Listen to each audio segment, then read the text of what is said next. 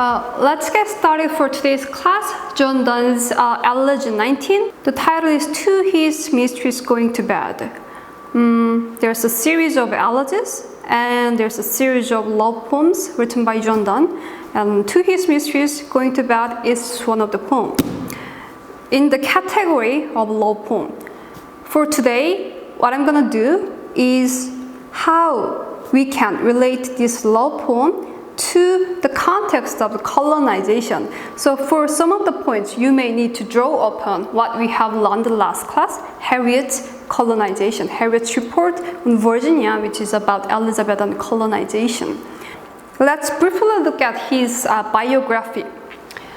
He was born in 1572 and he has lived by 1631. Born in London and he is into a very devout Roman Catholic household. But for now, at this point, we may know the context of someone being Roman Catholic. What does that mean? We've learned that England changed their official religion from Catholic to Protestantism. So being the Catholic, not just Catholic, but devout Catholic, Roman Catholic, means that it's opposite to the official religion of the Protestant. And because of that, although Donne's family was prosperous, they are suffered because of their loyalty to Catholic Church. And because of that, because of the anti-Roman feeling, along with, so this anti-Roman feeling was with prejudice, official harassment, and crippling financial penalties in England. And John Donne, because of his religion, he could not expect any kind of public career, nor even to receive a university degree. So that way, John Donne actually had to leave his university. He could not finish it. So as a result, John Donne chose not to live that way. He chose not to live under such conditions, and his choice is conversion to English Church of Protestantism. Because of his being powerlessness due to his religion of Roman Catholic, before his conversion. In the love elegies, including this one, Donne seems intent to making up for his social powerlessness through witty representations of the mastery in the bedroom and of adventurous travel. So I think that for many of you, it's not that much difficult to grasp what happens here. It's basically about the sexual mastery, the male speakers of sexual mastery of his mistress, and it's not difficult to understand that. But I want to go into detail. Then what happens in the poem? The summary, as you see over there, it's simply about male speakers urging his mistress to go to bed. And how? Specifically, he urges his mistress to undress. Let's look at the procedure from line. I'm gonna read this poem by this version, not that version. But I think that it's not difficult for you to follow me. That's because the poem is not long. The very first line, "Come, madam, and come, all rest my powers defy." So come here. And fifth line, "Off with that girdle." What is girdle? It's this one, the very first image. Like heaven's John glistering, but a far fairer world encompassing. And then, if you take off that girdle, then unpin your spangled breastplate, which is the second image. I don't know why she's wearing that. I think that seems armor, but I don't know its specific use. So unpin your spangled breastplate, which you wear, and if you are done that, then unlace. It's line 9th. Unlace yourself, and tells me from you that now it's bedtime. If you're telling me, and then take off your happy busk. Busk is the third image. So I think that all of this girdle, breastplate, busk, and the last one, the gown. Gown is the one it's the 13th line. It's the line 13th. So girdle, breastplate, busking, gown is about undressing the body part, the chest. If you are done that, then off with that wiry. Wiry is something made up of wire. Off with that wiry coronet. Coronet, it's the fourth image. That's about your top, your head. And the hairy diadem. Coronet and diadem, those are the garments of your top. So if you're taking off your body and the top, and then goes to your shoes, now off with those shoes. The last image of that one. That's actually the Renaissance shoes. That's the real one, and I found that image. If you're done that, if you are being naked, if you taken off everything on your body, then let's go to the bed and let's make our place like Mahomet Paradise. Let's make our bed as the paradise. So all of this procedure is about undressing or the male speakers urging his mistress to undress and eventually to go to bed. It's very, very definite message for the sexual mastery of the male speaker. Then, in what ways this love poem with all of these sexual metaphors, how this love poem can be related to the context of colonization? For that part, I would like to go into more detail from line 25th. If the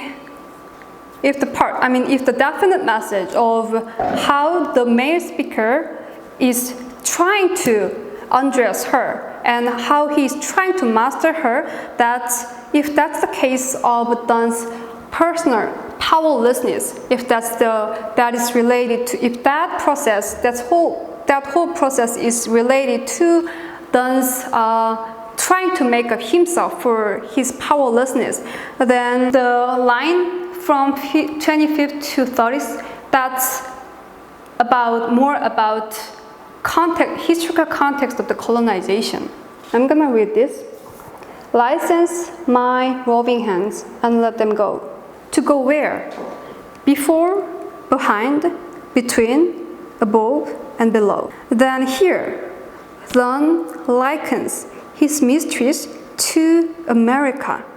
That America that we've learned last class through Thomas Harriot, which was just discovered by English. So here, Donne is likening his mistress to America, my newfound land. Here, mistress is also likened as the newfound land. So my kingdom, so you are my kingdom. But here, the kingdom is England, it's not America. Safely when with one man manned. My mine of precious stones, my empery is my empire. How blessed am I in this discovering you? I am blessed because I have discovered you. To enter in these bones is to be free. So let's look at the more close, more complex sense of meaning of license and roving hands. It's the excerpt from the critic German Greer. The title of the article is John Donne's 19th Elegy. The word license is not casual word for love poem, but that license was the technical expression, especially for the Queen Elizabeth I, favor or approval of maritime expedition. This means that at the time, license is word for maritime expedition, not the word for love poem. But here, John Donne is drawing upon that the specific use of word to here. The word roving has twofold significance, wandering, literally wandering and roving. But these are the accounts of colonial voyages. Roving and wandering, have been employed, has been used for the account. These wandering and roving are the expressions in the accounts of the colonial voyages, and such language is commonplace for navigating against or across lines of latitude or longitude, traveling between below and above points of reference of terrestrial globe. So this means that roving has two significances. That is the procedure of how the explorer settled the newfound land and how they measure the land as part of their management of the land. So that very specific use of exploration, colonial exploration, have been drawn upon this part. This means that this implies that John Donne's conception, he has already known this context of the colonization during his time. That's why I'm here suggesting two folds of interpretation of this poem. One fold is of course the sexual mastery one in relation to John Donne's own personal powerlessness, but the second one is how his love poem is also related to the context of the colonization. So this is the image, the last part of the class, the image that I found out. The title of this image is Discovery of America, Vespucci. His full name is Amerigo Vespucci. Some of you may already know his name, Amerigo Vespucci. He is the Italian explorer. He is not English, but here he has been drawn as the symbolic figure who encountered the new land.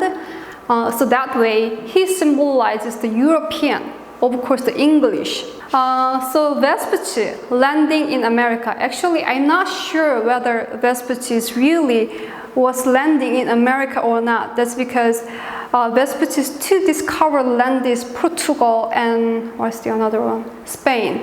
So I'm not sure whether he actually really encountered the America. So that way, this image, this picture is drawn in a symbolic way in terms of how European has encountered how they were landing in a new land and how that procedure was depicted by them. I'd like to read that second part of the explanation.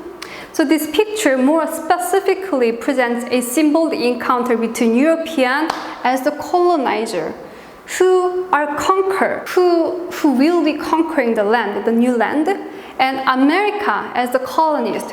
Do you remember the images that I have shown you, the very indigenous people in America? So here, the America is depicted as the female.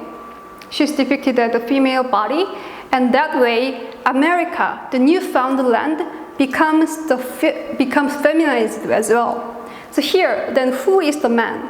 So man is the European. European represents man, and America as the colony becomes the female body. That strategy actually goes to what John Donne has here too. Here, America. John Donne is likening his mistress, who is the female, whose sexuality is female, and that female becomes the America. So the colony America becomes feminized. Then who is the male narrator, the male speaker, who is soon to be master, his mistress, becomes the man, and that man, according to this picture, that man becomes the European colonizer. So that's why I want you to draw upon the whole context of colonization upon here. By the way, do you understand what I'm saying? The whole process of how the America, the new land, the colony become feminized, become female one, and how the European colonizer has been presented as the male, who is supposed to conquer. So European colonizer is for the conquest, and the new land, America, is for the is conquered. Sorry about that. Okay, so I would like to stop here. I actually have one more example of John Donne's metaphoric uses of how he draws upon the colonial metaphor in his poem, in his love poem especially. But I would like to explain today's class in next class. I have to finish for now. For next class, I'm gonna, as I told you, I will add one more example of John Donne's metaphoric uses of colonial context very briefly in his another love poem. So you don't need to worry about that.